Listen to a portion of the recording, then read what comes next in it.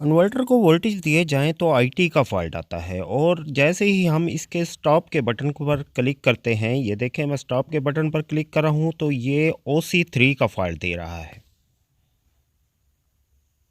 अस्सलाम वालेकुम दोस्तों, मेरा नाम है मोहम्मद सईद और आप देख रहे हैं Izhan easy electronics YouTube channel. एक नई वीडियो के साथ दोबारा हाज़िर हूँ। आज की वीडियो में मैं आपको वीएफडी इन्वर्टर के बारे में मालूमात दूँगा। एक वीएफडी इन्वर्टर मेरे पास आया है, इसमें OC3 का फ़ॉल्ट आ रहा है। तो आज की वीडियो में मैं आपको बताऊँगा कि OC3 फ़ॉल्ट क्या है और इसको किस जगह से ठीक किया जा सकता है। तो ये देखें, इसमें मैंने वोल्टेज दिए तो आईटी का फ़ॉल्ट आ रहा है। जैसे ही मैं स्टॉप के बटन पर क्लिक करता हूँ तो OC3 का फ़ॉल्ट आ जाता है। तो ये OC3 का फ़ॉल्ट क्या है और इसको किस तरह ठीक किया जा सकता है? तो OC3 के फ़ॉल्ट के लिए मैं आपको समझाऊँ तो इस जगह पर लगे हुए ऑप्टो कपलर में से कोई भी ऑप्टो कपलर ख़राब हो जाए तो OC3 का फ़ॉल्ट आएगा। तो हमें कैसे मालूम चले कि कौन सा ऑप्टो कपलर ख़राब है? तो आज की वीडियो में मैं आपको बताऊंगा कि आप किस तरह से चेक कर सकते हैं कि कौन सा ऑप्टो कपलर ख़राब है और उसको किस तरह से तब्दील किया जा सकता है। तब्दील करने से पहले हमें किन चीज़ों को चेक करना होगा? तो चलिए देखें, मैंने इसको अच्छी तरह से चेक किया है। इसके दरमियान वाले कपलर पर वोल्टेज बहुत ज़्यादा आ रहे हैं। यहाँ तक कि इस पर 17 वोल्टेज आ रहे हैं। पिन नंबर 1 और पिन नंबर 4 पर हमने चेक करना है कि कितने वोल्टेज हैं।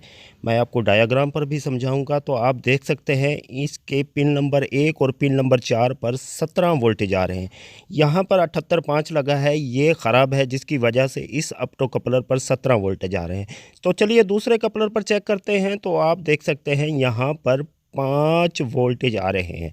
4.9 तकरीबन 5 वोल्ट आ रहे हैं। लेकिन इस कपलर पर 17 वोल्टेज आ रहे हैं। ये 17 वोल्टेज यहाँ पर नहीं होने चाहिए। तो चलिए इस कपलर को चेंज करते हैं और 78.5 को भी चेंज करते हैं, फिर दोबारा से वोल्टेज चेक करेंगे।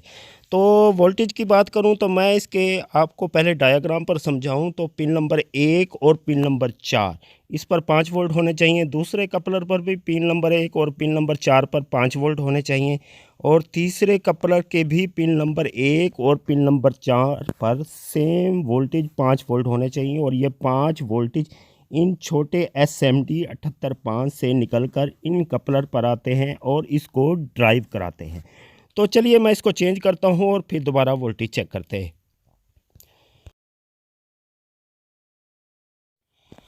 तो दोस्तों मैंने कपलर को चेंज कर लिया है। आप देख सकते हैं मैंने इसमें 78.5 भी नया लगाया है और इसका कपलर भी नया लगाया है। आप कपलर पर वोल्टेज चेक करें तो आप देख सकते हैं जहां पर 17 वोल्ट आ रहे थे अभी 5 वोल्ट आने लगे हैं। इसका मतलब ये है कि 78.5 ठीक हो गया और कपलर पर भी वोल्टेज आ गए हैं। अब इसके ड्राइव वोल्टेज चेक करने चाहिए हमें। ड्राइव वोल्टेज कौन से हैं? इसके पिन नंबर 5 और पिन नंबर 6 पर आप देख सकते हैं। मैं आपको डायग्राम पर भी दिखा रहा हूँ। 2.5 वोल्ट होने चाहिए। तीनों कपलर के पिन नंबर 5 और पिन नंबर 6 पर 2.5 वोल्ट होने चाहिए। तो चलिए मैं ये वोल्टेज भी चेक कर लेता हूँ। यहाँ से हमें मालूम चल जाएगा कि हमारा पावर बोर्ड ठीक हुआ है या नहीं हुआ। ये देखें 2.5 वोल्ट अब यहाँ पर आने लगे हैं। इसका मतलब ये है कि ऑप्टो कपलर अपना काम अब ठीक कर रहा है। तो अब हम इसको फिट कर सकते हैं। बिल्कुल ये अपना काम ठीक करेगा। OC3 का फॉल्ट जो है वो बिल्कुल ख़त्म हो गया होगा। मैं इसको फिट करता हूँ और इंशाल्लाह आपको दोबारा चेक करवाऊँगा। अगर आज की वीडियो अच्छी लगी हो तो लाइक ज़रूर कीजिएगा। दुआ में याद रखिएगा। अल्लाह हाफिज़।